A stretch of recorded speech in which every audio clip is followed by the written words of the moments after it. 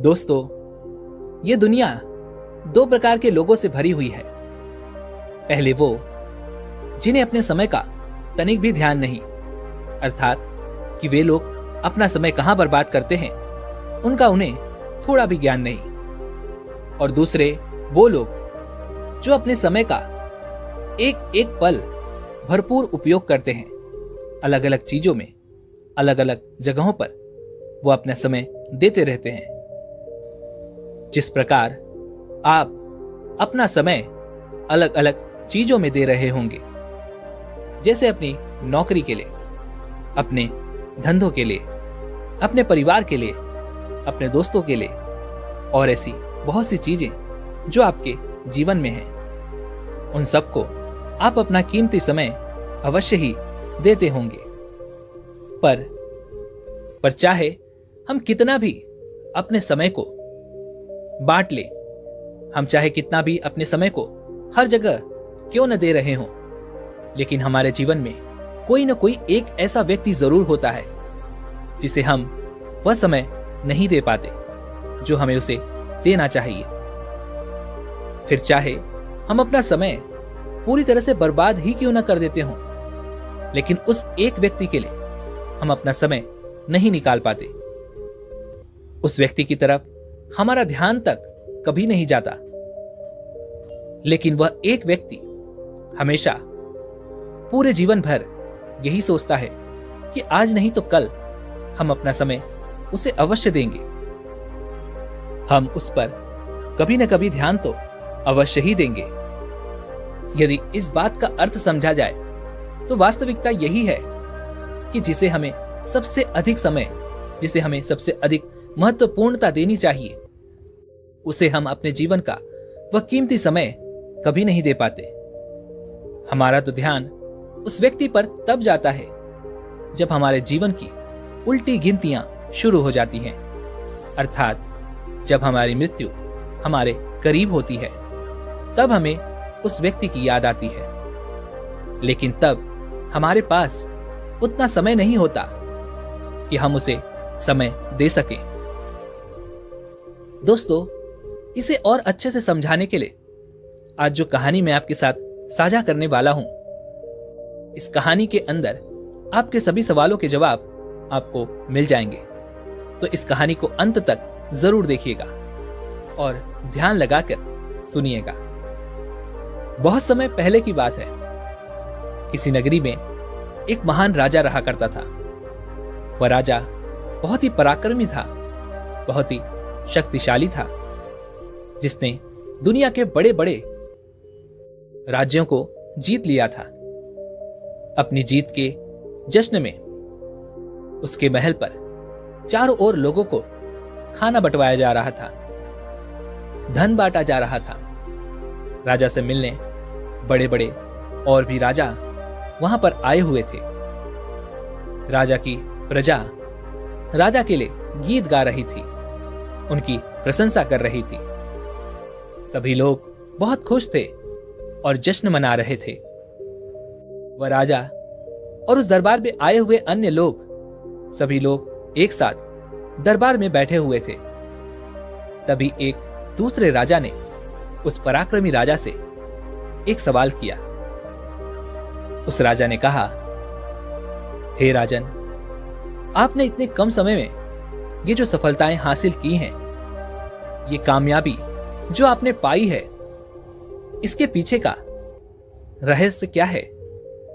वैसे तो कईयों ने इस कामयाबी को पाने की कल्पना की थी, कईयों ने प्रयास तक किए, लेकिन कोई भी इसे इतने कम समय पर नहीं हासिल कर सका।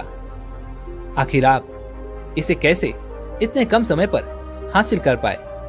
हमें बताने का कष्ट करें। इसका जवाब देते हुए वह पराक्रमी राजा अन्य राजाओं और राजदरबार में आए हुए सभी लोगों से कहता है कि यदि आप अपने जीवन में कुछ हासिल करना चाहते हैं, कुछ पाना चाहते हैं, तो उस चीज को पाने का एक सही समय होता है और आपको उस समय को पहचानना आवश्यक है। जब आप उस समय को पहचान लेते हैं तो ठीक उसी समय पर आपको कर्म भी करना होगा। यदि आप कर्म करने से चूक जाते हैं या फिर अपने उस कर्म को करने में आप थोड़ी सी भी देरी कर देते हैं तो जो चीज आप चाहते हैं वह आपके हाथों से निकल जाती है। इसलिए अपने जीवन में सभी को महत्वता दो, सभी को समय दो। आपका समय सभी का है और आपका समय सभी के हिस्से में आना ही चाहिए। समय और कर्म हम मनुष्यों के जीवन के दो महत्वपूर्ण पहलू हैं। जिसने समय को समझ लिया, जिसने समय को पहचान लिया और साथ ही समय के अनुसार वह सही कर्म करता है तो उसे निश्चित ही वह फल अवश्य मिलेगा जिसकी वह कामना करता है, जिसकी वह इच्छा रखता है। फिर चाहे परिस्थितियां कैसी भी क्यों ना हो, फिर चाहे परिस्थितियां उसके विपरीत ही क्यों ना हो, लेकिन वह अपने लक्ष्य को अवश्य ही पा लेगा। जैसे कि मैंने यह सब कुछ पाया और वो भी इतने कम समय पर, और आगे भी मैं इसी तरह से सफलताएं हासिल करता रहूंगा। राजा का यह जवाब सुनकर वहां पर उपस्थित सभी राजा और अन्य राज दरबार के लोग खूब प्रसन्न हुए। सभी ने राजा की खूब प्रशंसा की, राजा की इस बात का स्वागत भी किया। लेकिन उस राज दरबार में एक बूढ़ा सन्यासी भी था। वह राजा की इस बात को सुनकर जोर जोर से हंसने लगा और वह इतनी जोर से हंस रहा था कि हंसते हंसते उसका पेट फूल गया और वह वहीं पर गिर पड़ा। वहीं पर उपस्थित कुछ सैनिकों ने उस सन्यासी को उठाया और पकड़ लिया। कुछ अधिकारियों ने राजा से कहा, हे राजन, यह बूढ़ा सन्यासी आपका अपमान कर रहा है, इसलिए आप आदेश दें कि इस सन्यासी को मृत्यु दंड दिया जाए। राजा ने उन अधिकारियों की बात सुनी। पहले तो राजा ने चुपचाप उस बूढ़े सन्यासी को देखा और उस बूढ़े सन्यासी को देखकर राजा के मन में दया जाग उठी, क्योंकि वह एक बूढ़ा सन्यासी था और उसकी हालत भी कुछ ठीक नहीं लग रही थी। राजा को लगा कि हो सकता है इस बूढ़े सन्यासी को मेरी बात समझ ना आई हो, जिस कारण यह जोर जोर से हंस पड़ा हो। राजा ने उस बूढ़े सन्यासी से कहा, महाराज, लगता है आपको मेरी बात समझ नहीं आई, इसीलिए शायद आप जोर जोर से हंस रहे थे। राजा की इस बात को सुनकर वह बूढ़ा सन्यासी एक बार फिर से जोर जोर से हंसने लगा और हंसते हंसते एक बार फिर से वो वहीं जमीन पर गिर पड़ा।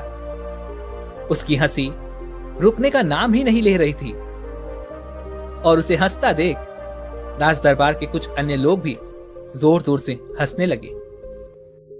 यह सब देखकर राजा के मन में क्रोध उत्पन्न होने लगा और उसने उन बूढ़े सन्यासी से कहा, हे महाराज, आपको क्या लगता है, क्या हमने जो कहा वह सही नहीं है?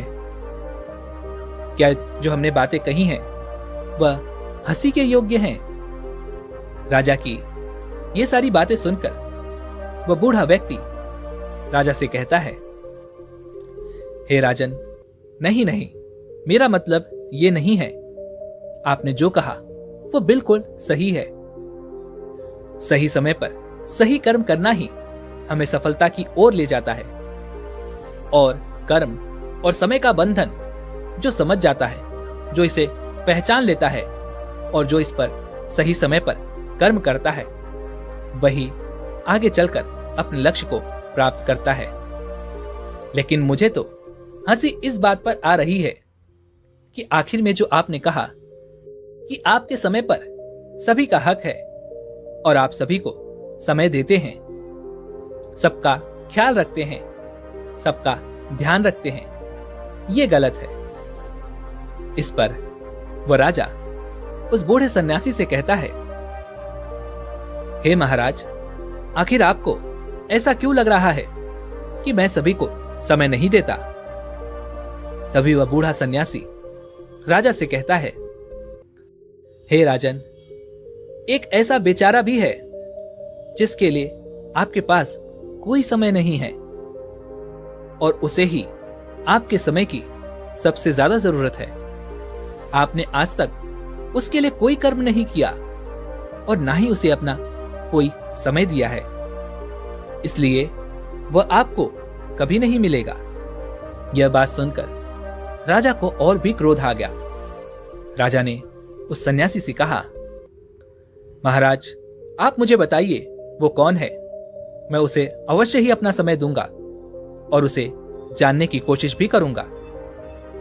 इस पर वह बूढ़ा सन्यासी जोर जोर से हंसने लगा और कहने लगा, हे राजन, मेरा काम था आपको आगाह करना, वो मैंने कर दिया। अब आप खुद ही उसे खोज लीजिए कि आखिर वो कौन है। मैं फिर आपसे मिलूंगा, तब तक आप ये पता कीजिए कि आखिर ऐसा कौन है जिसे आपने अभी तक कोई समय नहीं दिया। इतना कहकर वह बूढ़ा सन्यासी राज दरबार से हंसता हुआ चला गया। राजा को उस बूढ़े सन्यासी की बात लग गई। वह सोच विचार में पड़ गया। उसे काफी देर सोचने और विचारने के बाद भी यह समझ नहीं आ रहा था कि आखिर ऐसा कौन है जो राजा के बिल्कुल करीब है, लेकिन उसके बावजूद राजा ने उसे कभी भी अपना समय नहीं दिया, ना ही उसके लिए कोई कर्म किया। जब उसे कोई रास्ता नजर नहीं आया तो उसने अपने अधिकारियों से कहा, जाओ और पूरे राज्य में पता करो ऐसा कौन सा व्यक्ति है जिसे हमने आज तक अपना समय नहीं दिया।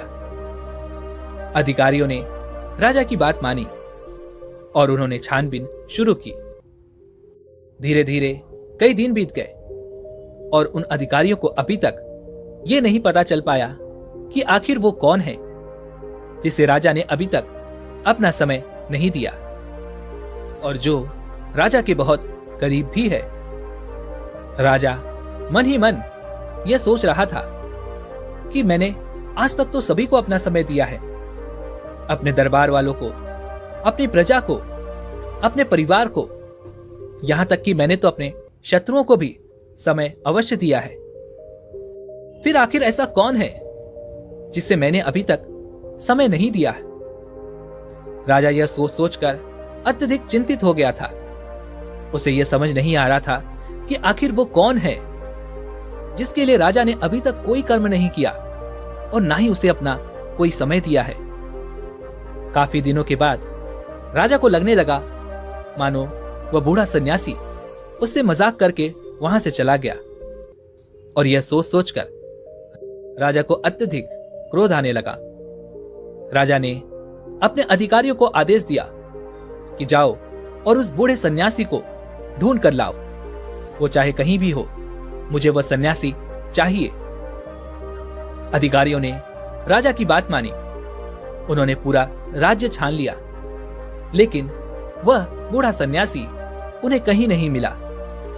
आखिरकार हार मानकर वे अधिकारी वापस राजा के पास लौटे और उन्होंने राजा से क्षमा मांगी और कहा, हे राजन, हमने पूरा राज्य छान लिया है, लेकिन वह बूढ़ा सन्यासी हमें कहीं नहीं मिला, इसलिए हमें क्षमा करें। राजा ने अधिकारियों की बात अनसुनी कर दी। उसे लग रहा था कि वह बूढ़ा सन्यासी हमारे ही राज्य में है, जिस कारण वह उन बूढ़े सन्यासी को ढूंढने के लिए खुद ही निकल पड़ा।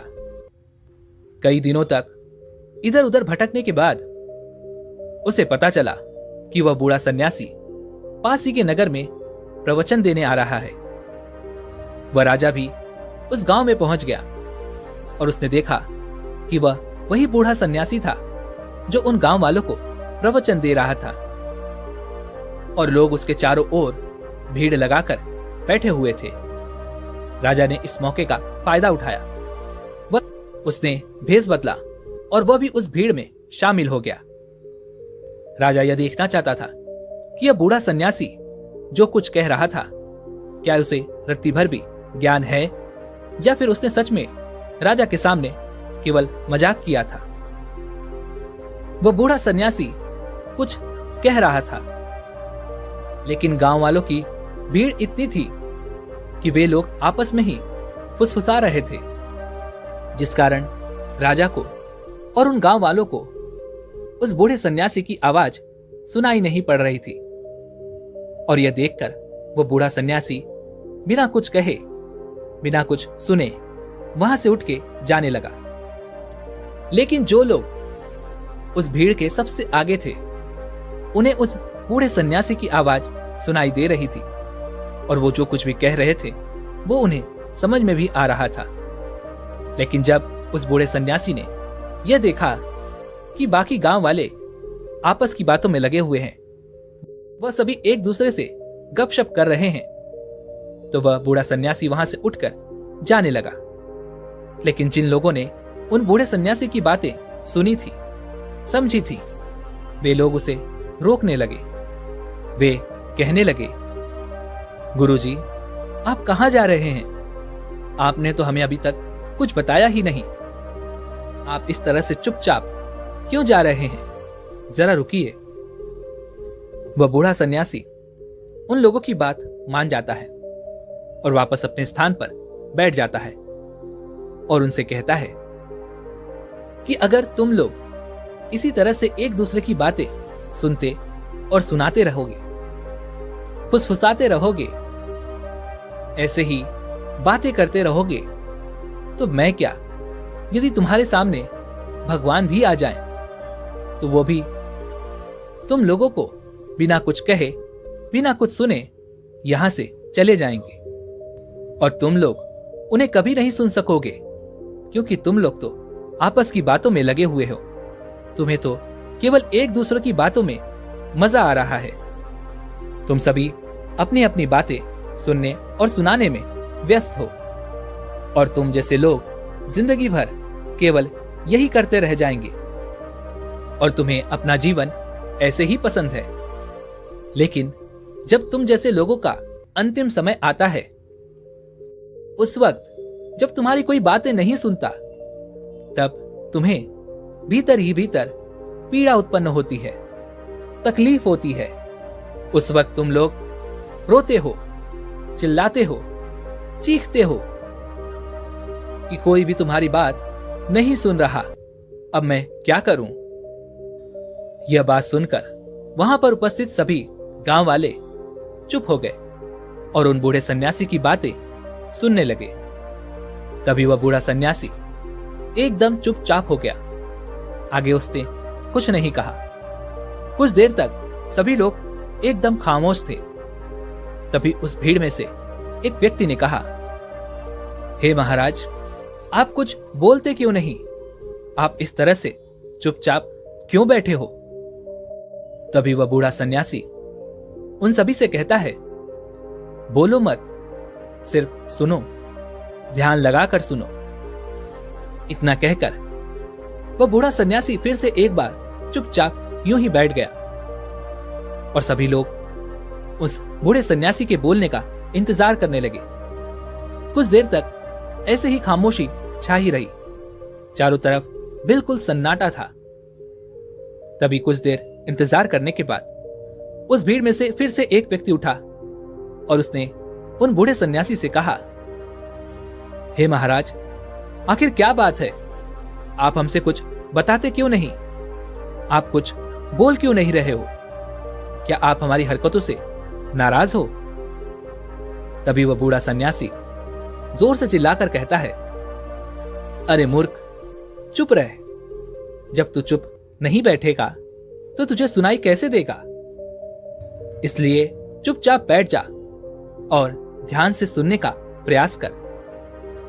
सभी लोग एक बार फिर से चुपचाप बैठ गए। सभी लोग कुछ सुनने का प्रयास कर रहे थे। चारों तरफ एकदम सन्नाटा था। किसी की कोई आवाज नहीं सुनाई दे रही थी। काफी देर तक ऐसे ही चलता रहा। पर गुरु की ऐसी हरकतें देखकर तभी कुछ गांव वालों ने आपस में फिर से बातें करनी शुरू कर दी।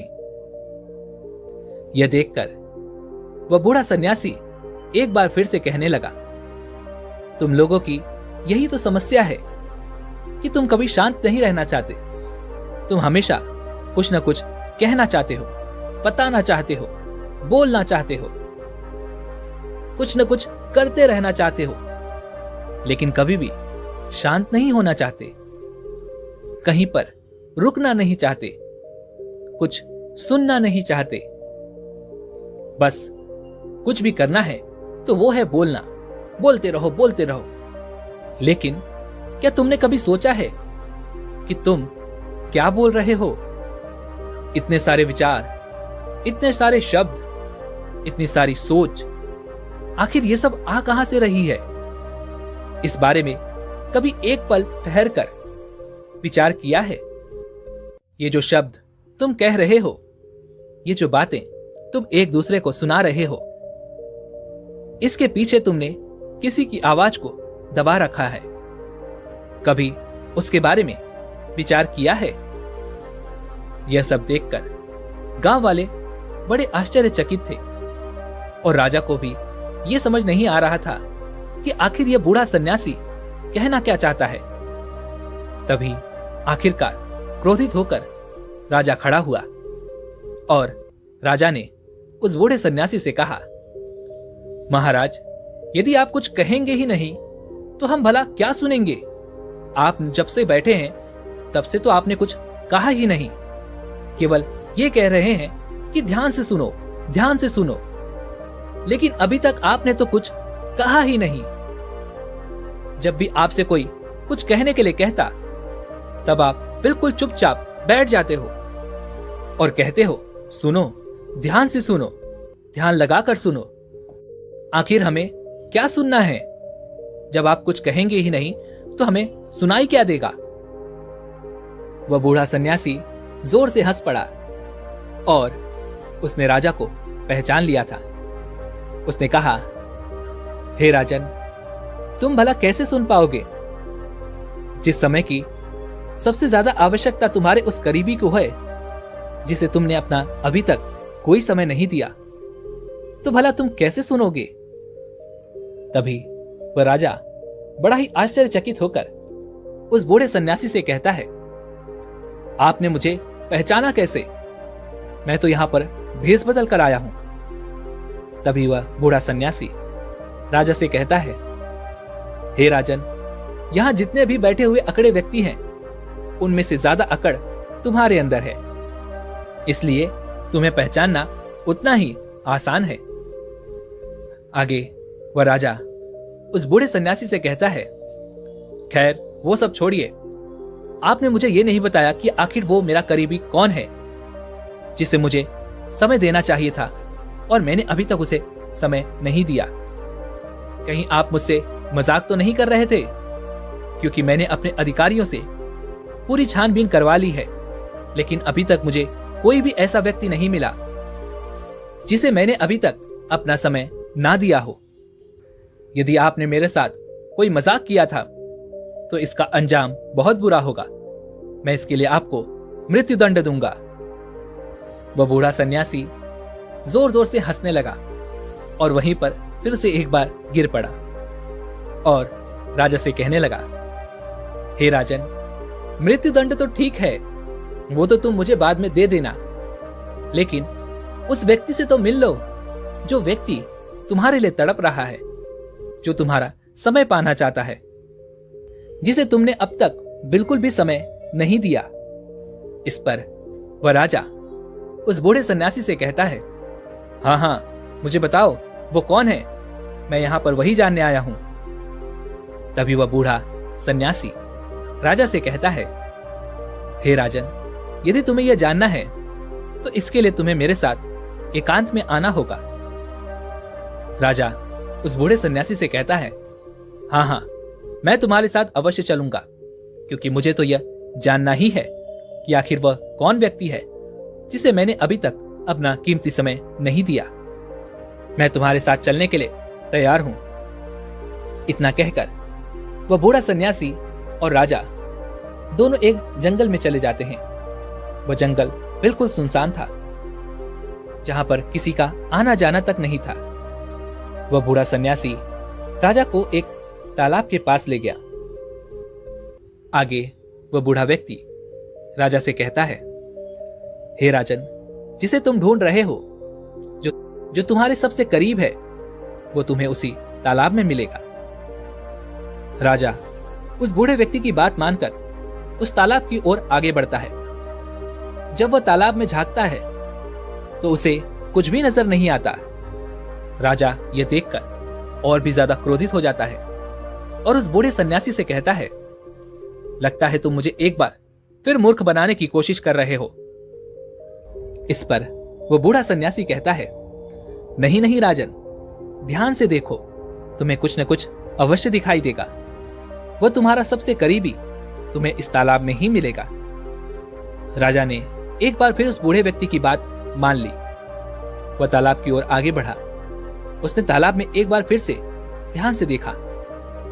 वह ध्यान से देख ही रहा था कि तभी उस बूढ़े सन्यासी ने राजा से पूछा, राजन, क्या दिख रहा है?